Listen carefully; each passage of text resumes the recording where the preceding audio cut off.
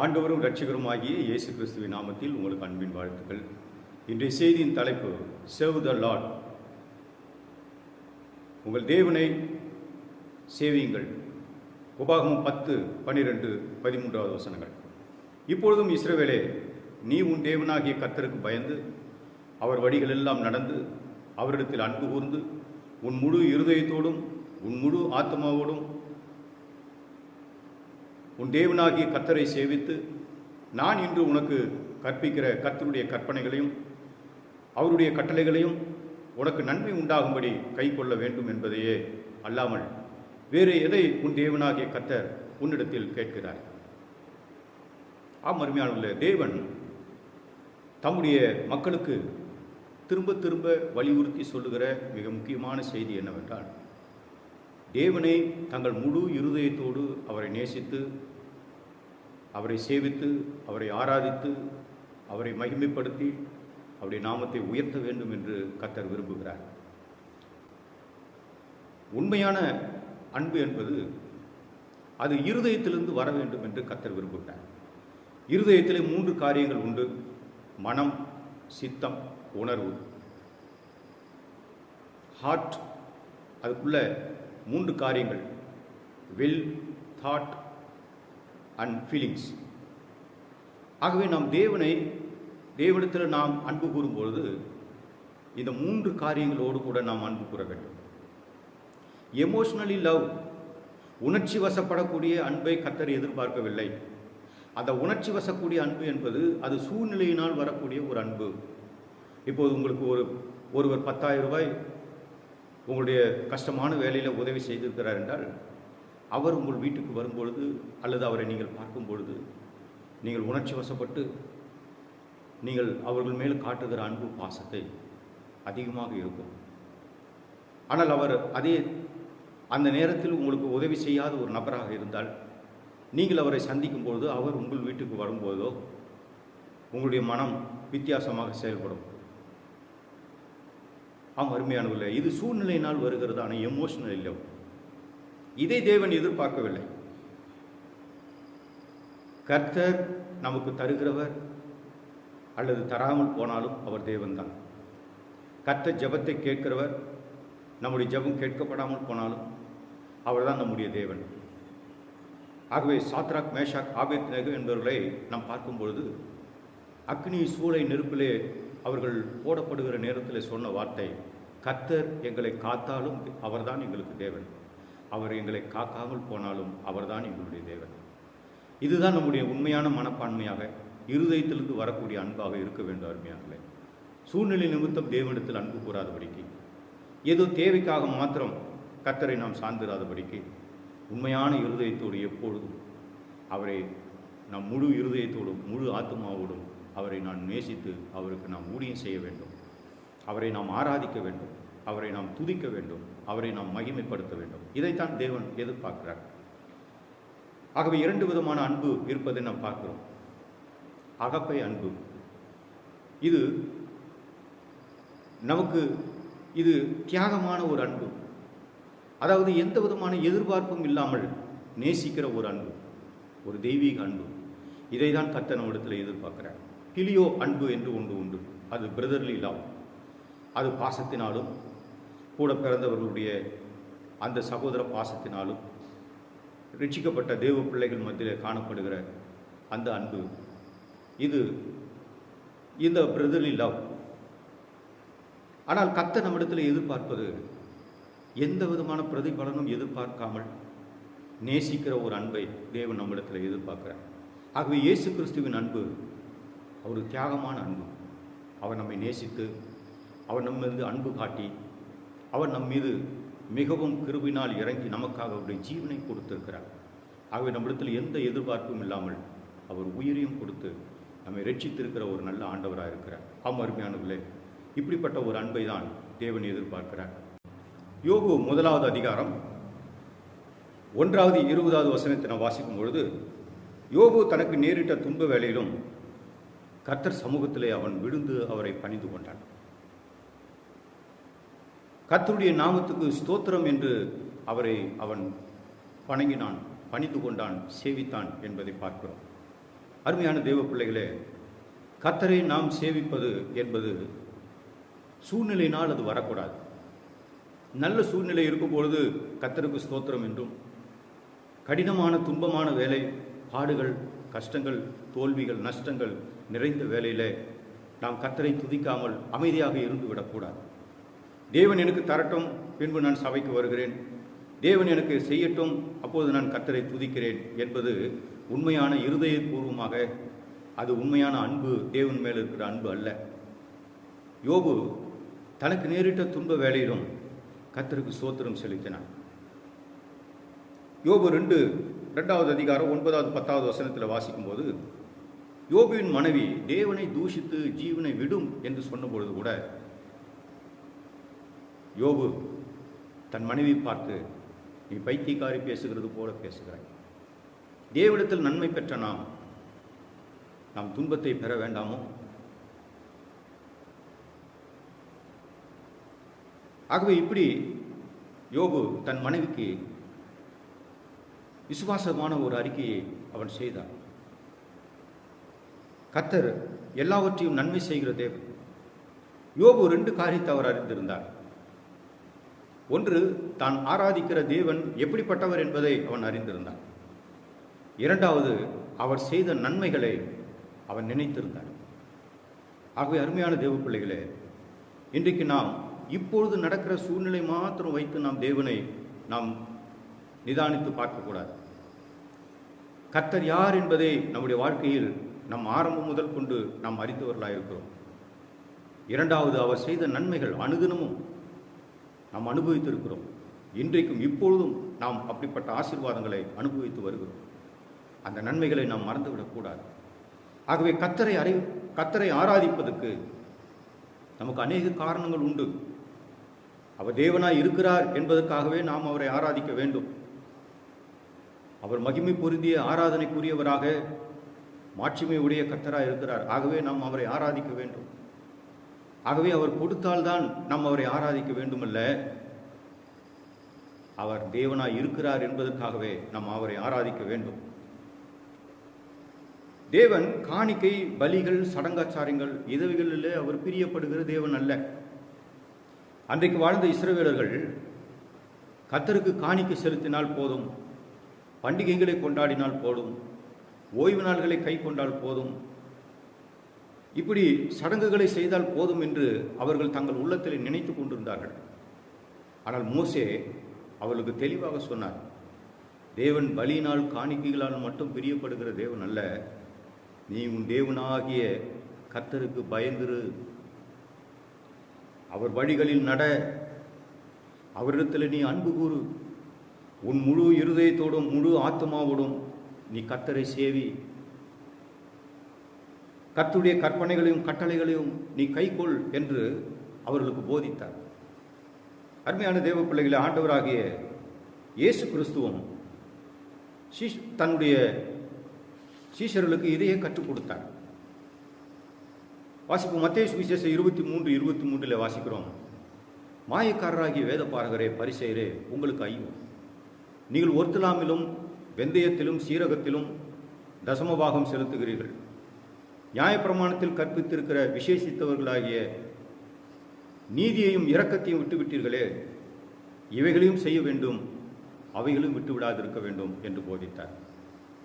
அருமையானவர்களே, அன்றைக்கு இருந்த இந்த பரிசேயர்களும் வேத பாரகர்களும் அவர்கள் சொல்லிக் கொண்டது என்னன்னா, நாங்கள் வேதத்தின்படி சரியானவர்கள், நாங்கள் சின்ன காரியத்திலும் நாங்கள் உண்மையாக இருக்கிறோம் என்பதற்காக அவர்கள் வெந்தயம், சீரகம், ஒர்த்தலாமில் அவர்கள் தசமபாகத்தை கொடுத்து எல்லாருக்கும் முன்பாக அவர்கள் தங்களை உயர்த்தி கொண்டிருந்தார்கள். இதில் தான் கடவுள் பிரியமாக இருக்கிறார் என்று அவர்கள் நினைத்து கொண்டிருந்தார்கள். ஆனால் இயேசுவானவர் சொன்னது, அதை செய்யுங்கள், ஆனால் நியாயப்பிரமாணத்தில் கற்பித்திருக்கிற விசேஷித்தவைகளாகிய அவருடைய நீதி இரக்கம் என்று ஒன்று இருக்கிறது, நீங்கள் அவைகளை விட்டு விடாதிருக்க வேண்டும், நீங்கள் அவைகளை விட்டு விட்டீர்களே என்று சொல்லி அவர்களை கடிந்து கொண்டார். அருமையானவர்களே, நாம் சபைக்கு வருவது, ஆராதனையில் பங்கு பெறுவது, கர்த்தருக்கு காணிக்கை செலுத்துவது, இவைகள் எல்லாம் நல்லது தான். ஆனால் இவைகளை காட்டிலும் மேலானது ஒன்று இருக்குது, அவருடைய வேத உபதேசங்களுக்கு சத்தியத்தை நாம் விசுவாசித்து கீழ்ப்படித்து நடக்க வேண்டும். அந்த நல்ல ஆரோக்கியமான உபதேசத்தில் நாம் நடக்க வேண்டும் என்று கர்த்தர் விரும்புகிறார். ஆகவே இன்றைக்கு நாம் அதை செய்ய வேண்டும். இந்த உலகத்தில் காரியங்களை விட்டு நாம் விலகி, இந்த உலக பாரம்பரியங்கள், இந்த உலகத்தின் கட்டுக்கதைகள், மூட நம்பிக்கைகள், இவைகளுக்கெல்லாம் விலகி கர்த்தருடைய சத்தியத்தின்படி நடக்க நம்மை ஒப்புக் கொடுக்க வேண்டும் என்று கர்த்தர் விரும்புகிறார். ஆகவே இப்படிப்பட்ட தேவ பிள்ளைகளாக நாம் இருக்க வேண்டும் என்று கர்த்தர் விரும்புகிறார். ஒரு உதாரணத்தை பார்ப்போம். 1 சாமுவேல் 15:20 வசனத்தில் வாசிக்கும் பொழுது அங்கே ஒரு சம்பவத்தை பார்க்கிறோம். சவுல் இஸ்ரவேலுக்கு ஒரு ராஜாவாக அவர் ஆன பிறகு 1 வருடம் கழித்து கர்த்தர் சாமுவேல் தீர்க்கதரிசி மூலமாக அவரிடத்தில் ஒரு காரியத்தை சொல்கிறார். அமலேக்கை நான் என் மனதில் வைத்திருக்கிறேன், அமலேக்கோடு நீ யுத்தம் செய்து அவனுக்கு உண்டான எல்லாவற்றையும் நீ நிர்மூலமாக்கி அழித்து விடு என்று கர்த்தர் கட்டளையிட்டார். ஆகவே நீ போய் யுத்தம் செய், நான் உன்னோடு கூட இருக்கிறேன் என்று சொன்னார். இந்த சவுல் ராஜாவுக்கு மிகப்பெரிய உற்சாகம். ஜனங்கள் எல்லாம் கூட்டி சேர்த்தார். ஒரு படையாக சேர்ந்து அமலேக்கோடு யுத்தம் பண்ணினார்கள். யுத்தம் பண்ணுகிற வேலையிலே, ஜனங்களை சங்காரம் பண்ணி கொண்டிருக்கிற வேலையில் அவர்கள் வைத்திருந்த ஆடு மாடுகள் மேலே அவனுக்கு பேராசை வந்து விட்டது. ஆகவே இவைகளை நாம் தப்புவிக்க வேண்டும் என்று சொல்லி எல்லாரிடத்திலும் ஒரு அறிவிப்பை கொடுத்து ஆடு மாடுகளை நமக்காக பிடித்துக் கொள்ளுங்கள் என்று சொன்னார். யுத்தம் நடந்து முடிந்தது. சாமுவேல் தீர்க்கதரிசிக்கு கர்த்தர் வெளிப்படுத்தினார். இந்த சவுல் ராஜா அவன் கர்த்தர் சொன்ன வார்த்தைக்கு கீழ்ப்படியாமல் போனான் என்று ஆண்டவர் அவனை குறித்து சொன்னார். உடனே சாமுவேல் தீர்க்கதரிசி சவுலிடத்தில் வருகிறார். அதற்கு சாமுவேல் கர்த்தருடைய சத்தத்துக்கு கீழ்ப்படுகிறதை பார்க்கிறோம். சர்வாங்க தகன பலிகளும் கர்த்தருக்கு பிரியமாய் இருக்குமோ? பலியை பார்க்கிலும் கீழ்ப்படிதலும் ஆட்டுக்கடாக்களின் நினைத்தை பார்க்கிலும் செவி கொடுத்தலும் உத்தமம் என்று சொன்னார். அருமையானுள்ள இந்த சவுல் ராஜா மிக துணிச்சலோடு கூட வந்து சாமுவேலை எதிர்கொண்டு வந்து சொல்கிறார், ஐயா, கர்த்தர் சொன்னபடி நான் செய்து முடித்தேன். அதுக்கு சாமுவேல் கேட்டார், அப்படி என்றால் நான் கேட்கிறது ஆடு மாடுகளின் சத்தம் என்ன? அதுக்கு சவுல் ராஜா சொன்ன பதில், உம்முடைய ஜனங்கள் உம்முடைய தேவனுக்கு ஆராதனை செய்வதற்கு, பலியை செலுத்துவதற்கு அவர்கள் அவைகளை பிடித்து கொண்டார்கள் என்று சொன்னார். சாமுவேல் தீர்க்கதரிசி சவுல் ராஜாவிடத்தில் பலியை பார்க்கிலும் கீழ்ப்படிதல் உத்தமம். நீ நினைக்கிறபடி கர்த்தர் பலிகளை விரும்புகிற தேவன் அல்ல. பலியை பார்க்கில ஒன்று இருக்கிறது, அதுதான் தேவன் சொன்ன வார்த்தைக்கு கீழ்ப்படிவது. அது உன் வாழ்க்கையிலே இல்லையே. ஆட்டுக்கடாக்களின் நினைத்தை பார்க்கிற செவி கொடுத்தல் உத்தமம். கர்த்தர் என்ன சொல்லுகிறாரோ அதை ஏற்றுக்கொள்கிற, அர்ப்பணிக்கிற, அதை செய்கிற ஒரு இருதயம் உனக்குள்ள வேண்டும் என்று சொன்னார். அப்பொழுது அவன் தன் மனம் திரும்பவே இல்லை. தான் செய்த பாவத்துக்கு அவன் வருந்தவே இல்லை. அப்போது கர்த்தர் சாமுவேல் தீர்க்கதரிசி இடத்துல சொன்னார், நான் அவனை தள்ளினேன், இனி அவன் ராஜாவா இராதபடி நான் அவனை தள்ளி போட்டேன் என்று சொன்னார். வசனம் சொல்கிறது 1 சாமுவேல் 15:23 ரெண்டக பண்ணுதல் வில்லி சூனிய பாவத்திற்கும் முரட்டாட்ட பண்ணுதல் அவபக்திக்கும் விக்கிரக ஆராதனைக்கும் சரியாக இருக்கிறது. ஒருவேளை நாம் நினைக்கலாம், எங்கள் வீட்டிலே எந்த விக்கிரகம் இல்லை, நாங்கள் யாருக்கும் எந்த தீங்கு செய்வதில்லை, நாங்கள் எந்த விதமான மந்திரவாதங்களிலே நாங்கள் ஈடுபடுவதில்லை என்பதெல்லாம் நாம் சொல்லலாம். ஆனால் வேதம் சொல்கிறது ரெண்டகம் பண்ணுதல் வில்லி சூனிய பாவத்துக்கு சரியானது. For rebellion is the sin of witchcraft. கர்த்தர் ஒன்று சொல்ல நாம் ஒன்றை செய்வோமானால் அதுக்கு பேர் தான் ரெண்டகம் பண்ணுதல். கர்த்தர் இதை செய்யாதே என்று சொல்லும்பொழுது நாம் மீறி செயல்படுகிறோமே, அதுக்கு பேர் தான் ரெண்டகம் பண்ணுதல், ரிபெல்லியஸ் ஸ்பிரிட். ஆகவே இதைத்தான் தேவன் வெறுக்கிறார். கர்த்தர் என்ன சொன்னாரோ அப்படியே நாம் கீழ்ப்படுகிற தேவ பிள்ளைகளாக இருக்க வேண்டும் என்று கர்த்தர் சொல்லுகிறார். 2வது காரியத்தை பார்க்கிறோம். stubbornness is as iniquity and idolatry.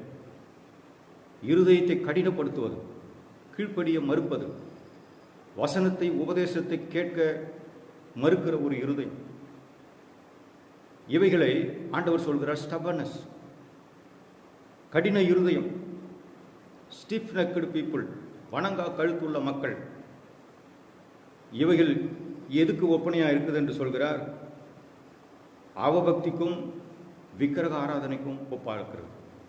அருமையான தேவ பிள்ளைகளை, நம்முடைய வாழ்க்கையில் கீழ்ப்படியாமையும் நம்முடைய வாழ்க்கையில் கர்த்தருக்கு விரோதமான காரியத்தை செய்யக்கூடிய பாவங்களும் இருக்குமானால் அது பில்லி சூனிய பாவத்துக்கும் விக்கிரக ஆராதனைக்கும் சரியாக இருக்கிறது. ஆகவே நம் வாழ்க்கையில் கர்த்தரை நாம் அவமதிக்கக்கூடாது. கர்த்தருடைய வார்த்தையை நாம் தட்டி கழிக்கக்கூடாது. கர்த்தருடைய வார்த்தைக்கு கேளாதபடிக்கு, செவி சாய்க்காதபடிக்கு நம் இஷ்டம் போல நடக்கக்கூடாது. அது கர்த்தர் விரும்பவில்லை. அப்போஸ்தலர் நடவடிக்கைகள் 13:22 வாசிக்கிறோம். பின்னர் அவர் அவனை தள்ளி, சவுல் ராஜாவை தள்ளி, தாவீதை அவர்களுக்கு ராஜாவாக ஏற்படுத்தி, ஈசாயின் குமாரனாகிய தாவீதை தன் இருதயத்துக்கு ஏற்றவனாக கண்டேன். எனக்கு சித்தமானவைகள் எல்லாம் அவன் செய்வான் என்று கர்த்தர் சொல்கிறார். அருமையானவர்களே, இந்த தாவீதுக்குள்ளே இருந்த ஒரு சிறப்பம்சம் என்னன்னா, அவன் கர்த்தர் என்ன சொல்கிறாரோ அதை அப்படியே விசுவாசித்தான், கேட்டான், அப்படியே கீழ்ப்படிந்தான். No question, no argument, no doubts. இந்த 3 காரியங்கள் நம்ம இடத்துல இருக்கக்கூடாது. கர்த்தருடைய வார்த்தையை, சத்தியத்தை சத்தியமாய் விசுவாசிக்கக்கூடிய, ஏற்றுக்கொள்கிற ஒரு இருதயம் நமக்குள்ளே இருக்க வேண்டும். அதை தான் கர்த்தர் விரும்புகிறார். ஆகவே தாவீதுக்குள்ள அது இருந்தது. கர்த்தர் என்ன சொன்னாரோ அதை அப்படியே கீழ்ப்படிந்து தேவனுக்கு பிரியமானதை செய்தார். தேவனை மகிமைப்படுத்தினார், தேவனை ஆராதித்தார்.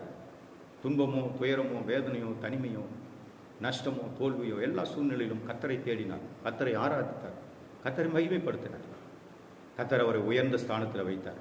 ஒரு ஆடு மேய்க்கிறவராக இருந்த அந்த தாவீதை கர்த்தர் அரசனாக மாற்றினார். இஸ்ரவேல் தேசத்துக்கே ஒரு ராஜாவாக ஆண்டவர் அரியணையிலே அமர வைத்தார்.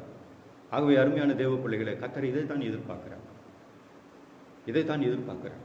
இன்றைக்கு நாம் தேவ சமூகத்தில் வசனத்தை கேட்டு அப்படியே நாம் ஏற்றுக்கொண்டு கீழ்ப்படுகிற தேவ பிள்ளைகளாக இருக்க வேண்டும். சங்கீதம் 143 10ஆம் வசனத்தில் வாசிக்கிறோம்.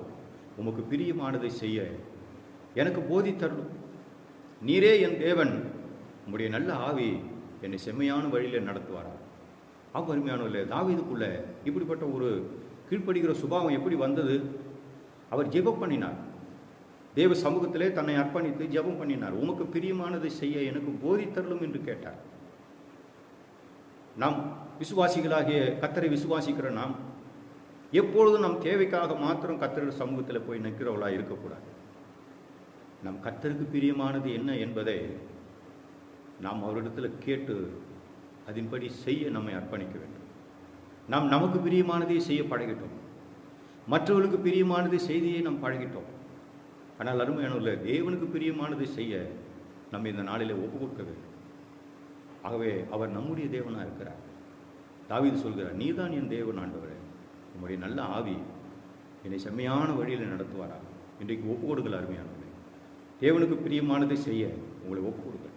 உங்கள் வாழ்க்கை ஆசீர்வாதமாய் மாறும், உங்கள் வாழ்க்கையை உயர்த்தப்படும். ஆவியானவர் உங்களை செம்மையான வழியில் நடத்தும்படி உங்களை அவர் கரத்தில் அர்ப்பணிங்க. முற்றிலும் உங்களை தாழ்த்துங்கள், உங்கள் வாழ்க்கை ஆசீர்வாதமாக மாறும். Save the Lord your God. உன் தேவனாகிய கர்த்தரை சேவி.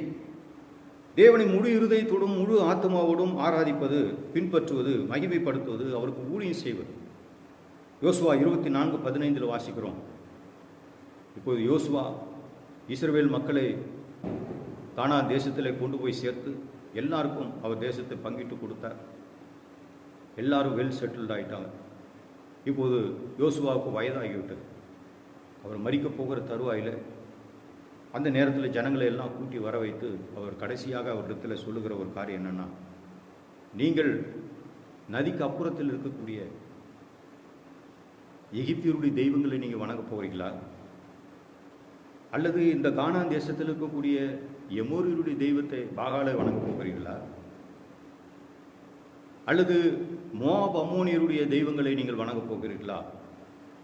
நீங்கள் யாரை வேணாலும் சேவிங்கள், ஆனால் நானும் என் வீட்டாரும் என்றால் கர்த்தரை தான் சேவிப்போம் என்று அவர்களுக்கு சவால் விட்டார். அருமையானவர்களே, அவர்கள் எல்லாரும் சொன்னார்கள், நாங்களும் கர்த்தரையை சேவிப்போம் என்று சொன்னார்கள். இன்றைக்கு அப்படிப்பட்ட ஒரு முழு இருதயம் நமக்குள்ள, கர்த்தரை சேவிக்கிற ஒரு இருதயம் வேண்டும். வாழ்நாள் முழுவதும் தலைமுறை தலைமுறையாக கர்த்தரை சேவிக்கிற ஒரு இருதயம், ஆழமான ஒரு தீர்மானம் நமக்குள்ள வேண்டும். ஆகவே இது தீர்மானத்தோடு செய்யக்கூடிய ஒரு காரியம், சும்மா நினைத்தபடி செய்கிற ஒரு காரியம் அல்ல. இஷ்டப்படி ஆராதனைக்கு வருவது, இஷ்டப்படி நாம் ஜெபம் பண்ணுவது, இஷ்டப்படி நம் வேதத்தை வாசிப்பதில்ல. நம் ஆழமான தீர்மானத்தோடு இருதயத்தை தேவ சமூகத்திலே நம்ம ஒப்பு கொடுத்து உள்ளத்தின் ஆழத்திலிருந்து நாம் தேவனை ஆராதிக்கவும் அவர் வார்த்தையை தியானிக்கவும் ஜெபம் பண்ணவும் நம்மை அர்ப்பணிக்க வேண்டும். ஆகவே ஆராதனை நேரம் ஞாயிற்றுக்கிழமையிலே ஆராதனை, சபையார் எல்லாரும் கூடி நாம் ஆராதிக்கிறோம். ஆனால் வீடுகளிலே உங்கள் குடும்பங்களிலே நீங்கள் குடும்பமாக சேர்ந்து கர்த்தரை நீங்கள் ஆராதிக்க வேண்டும், ஆண்டவரை தொழுது கொள்ள வேண்டும்.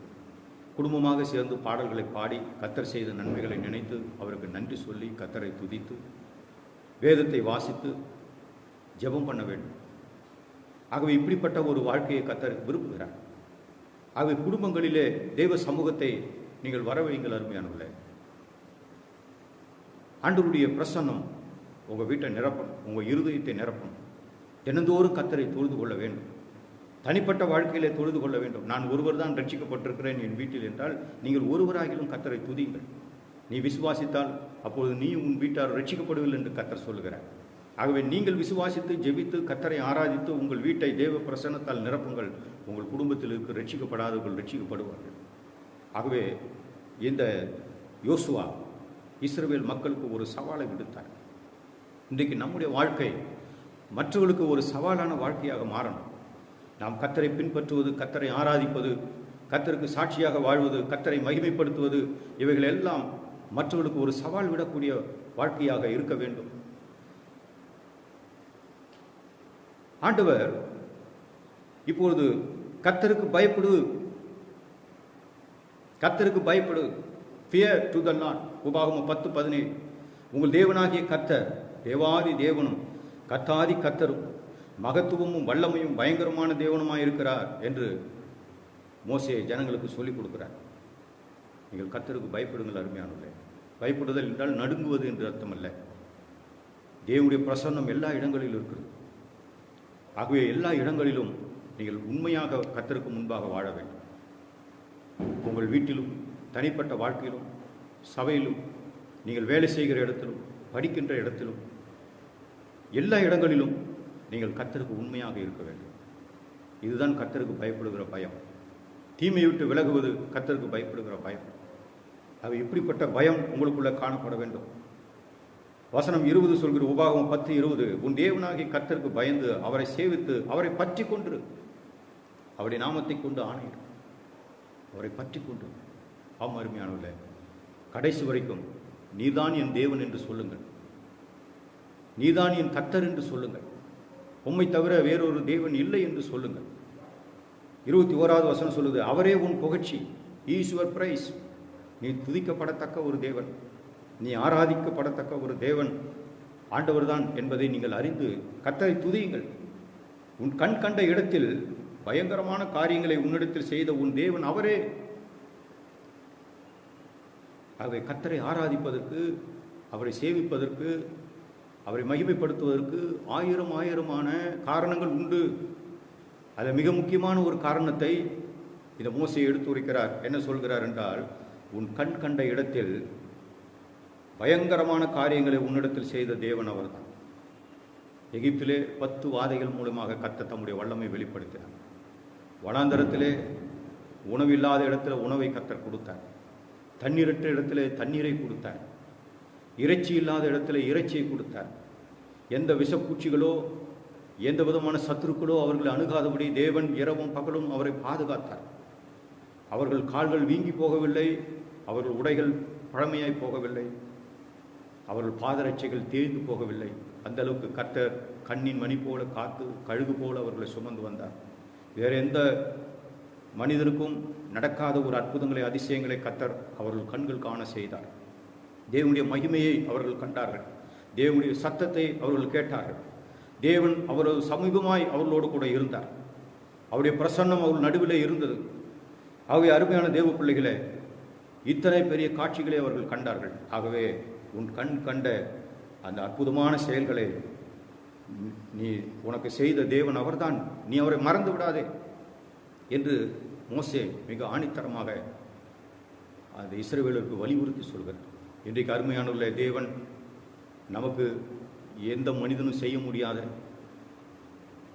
எந்த தெய்வத்தாலும் செய்ய முடியாத மகத்தான காரியங்களை கர்த்தராகிய இயேசு நம்முடைய வாழ்க்கையில் செய்திருக்கிறார். நமக்கு விடுதலை, ரட்சிப்பு, சுகம், ஜீவன், பலன், பாதுகாப்பு, அடைக்கலம், ஆறுதல், ஆரோக்கியம், நித்திய வாழ்க்கை, புதிய வாழ்வு, இவைகள் எல்லாம் கர்த்தர் நமக்கு தந்திருக்கிறார். பரிசுத்த வாழ்க்கை, நீதியுள்ள வாழ்க்கை, ஆவிக்குரிய நல்ல சத்தியங்கள், நம்முடைய வாழ்க்கையில் நிம்மதி, சமாதானம், மகிழ்ச்சி, இவைகள் எல்லாம் கர்த்தர் நமக்கு எண்ணி முடியாத கணக்கற்ற நன்மைகளை கர்த்தர் செய்திருக்கிறார். ஆகவே நம்முடைய கண்கள் கண்டது, மருத்துவமோ விஞ்ஞானமோ செய்ய முடியாத மகத்தான காரியத்தை கர்த்தர் செய்திருக்கிறார். வியாதிகளை சுகமாக்கி இருக்கிறார், அற்புதங்களை செய்திருக்கிறார், பிசாசுகளை துரத்தி இருக்கிறார், விடுதலை கொடுத்திருக்கிறார். நம் கண் கண்ட காட்சிகளை நாம் ஒருபோதும் மறந்துவிடக்கூடாது. இப்படிப்பட்ட பயங்கரமான வல்லமையான காரியங்களை செய்தவர் கர்த்தர் என்பதை நாம் மறந்துவிடக்கூடாது. யோவான் சுவிசேஷம் 21:15 வாசிக்கிறோம். இயேசு சீமோன் பேதுருவை நோக்கி, நீ என்னிடத்தில் அன்பாய் இருக்கிறாயா என்றார். அருமையானவர்களே, தன்னோடு கூட இருந்த நல்ல சீஷன் அந்த சீமோன் பேதுரு, அவரை பார்த்து இயேசு அந்த கேள்வியை கேட்டார். நீ என்னிடத்தில் அன்பாய் இருக்கிறாயா என்று கேட்டார். இன்றைக்கு அதே கேள்வியை நம்மிடத்தில் இயேசு கேட்கிறார். நீ என்னிடத்தில் அன்பாய் இருக்கிறாயா? அருமையானவர்களே, நம்முடைய பதில் என்ன? பேதுருடைய பதிலை பாருங்கள். ஆம் ஆண்டவரே, நான் உம்மிடத்தில் அன்பாய் இருக்கிறேன் என்பதை நீர் அறிவீர். இன்றைக்கு அந்த மனது, இருதயத்திலிருந்து வருகிற மனது. பேதுரு ஒரு எமோஷனல் லவர், உணர்ச்சி வசப்படக்கூடிய ஒரு மனிதனாக இருந்தார். இயேசுவுக்காக தான் மரிக்கவும் தயாராக இருப்பதாக அவர் சொன்னார். ஆனால் இயேசுவை மறுதலிக்கிறவராக, அவரை விட்டு ஓடிப்போகிறவராக மாறினார். ஆனால் இயேசு உயிர்த்தெழுந்த பின்பு, அவரை சந்தித்த பிறகு அவருடைய வாழ்க்கை முற்றிலும் மாறினது. உண்மையான ஒரு அன்பு அவருக்குள்ள வந்தது. இப்போது உணர்ச்சி வசப்படக்கூடியவராக இல்லை, இருதயத்திலிருந்து அவர் முழு இருதயத்தோடு சொல்கிறார், ஆமாண்டவரே, நான் உம்மிடத்தில் அன்பாய் இருக்கிறதை நீ அறிந்திருக்கிறேன். இன்றைக்கு அப்படிப்பட்ட ஒரு அன்பை கர்த்தர் எதிர்பார்க்கிறார். ஆண்டவர் சொன்னார், அப்படியானால் என் ஆட்டுக்குட்டிகளை மேய்ப்பையாக என்றார். இயேசு கிறிஸ்துவுக்கு ஊழியம் செய்வதற்கு அடிப்படையான ஒரு முக்கியமான ஒன்று அன்பு. தேவன் மேலே உண்மையான அன்பு நமக்குள்ள இருக்குமானால் நாம் அவருக்கு ஊழியம் செய்வோம், நாம் அவரை ஆராதிப்போம், நாம் அவரை மகிமைப்படுத்துவோம், அவரை நாம் உயர்த்துவோம். அருமையான தேவ பிள்ளைகளே, இன்றைக்கு உங்கள் வாழ்க்கையை, உங்கள் இருதயத்தை கர்த்தருக்கு அர்ப்பணிங்க. உங்கள் இருதயத்தில் ஒரு ஆபரேஷன் நடக்கட்டும், ஒரு சர்ஜரி நடக்கட்டும். ஆண்டவர் சொன்னார் இஸ்ரவேல் ஜனங்களை பார்த்து, உங்கள் இருதயத்தை விருத்த சேதனம் பண்ணுங்க. கீழ்ப்படியாத, அடங்காத, முரட்டாட்டம் உள்ள இப்படிப்பட்ட மாம்சீகமான காரியங்களை எடுத்து போட்டு உண்மையான இருதயத்தை விசுவாசிக்கிற ஒரு இருதயம், உணர்வுள்ள இருதயம், தேவனை தேடுகிற ஒரு இருதயம், தேவனை நேசிக்கிற இருதயம், தேவனுக்கு மகிமை செலுத்துகிற, ஆராதிக்கிற ஒரு இருதயம் எனக்கு தாரும் என்று இந்த நாளிலே ஒப்பு கொடுங்கள். உங்கள் வாழ்க்கை நிச்சயமாக ஆசீர்வதிக்கப்படும், நீங்கள் உயர்த்தப்படுவீர்கள். ஜெபம் பண்ணுவோம். பரலோக பிதாவே, பரிசுத்த தகப்பனே, இந்த நல்ல வேலைக்காக நன்றி. உங்களுடைய வசனத்தை கேட்ட உங்களுடைய பிள்ளைகளை ஆசீர்வதிங்க ஆண்டவரை. முழு இருதயத்தோடும் முழு ஆத்மாவோடு உம்மை சேவிக்கிற தேவ பிள்ளைகளாக மாற்றுங்கப்பா. சூழ்நிலைகள் கொண்டு அவர்கள் உம்மை நேசிக்கிறவர்களாக அல்ல ஆண்டவரை. சூழ்நிலைகள் அவர்களை கட்டுப்படுத்தாதபடிக்கு எல்லா வேளையிலும், எல்லா நேரத்திலும், உயர்வோ தாழ்வோ ஆண்டவரே, நஷ்டமோ தோல்வியோ, உயர்வோ தாழ்வோ, எல்லா சூழ்நிலையிலும் கர்த்தரை நேசிக்கிற, ஆராதிக்கிற, சேவிக்கிற தேவ பிள்ளைகளாக மாற்றும். கர்த்தர் தாமே பெரிய காரியங்களை செய்தார். உண்மையான உயர்வையும் உம்மை சேவிக்கிற பிள்ளைகளுக்கு நீ உயர்வை தார், ஆசீர்வதித்தரும். இயேசுவின் நாமத்தில் பிதாவே, ஆமேன். God bless you. கர்த்தர் உங்களை ஆசீர்வதிப்பாராக.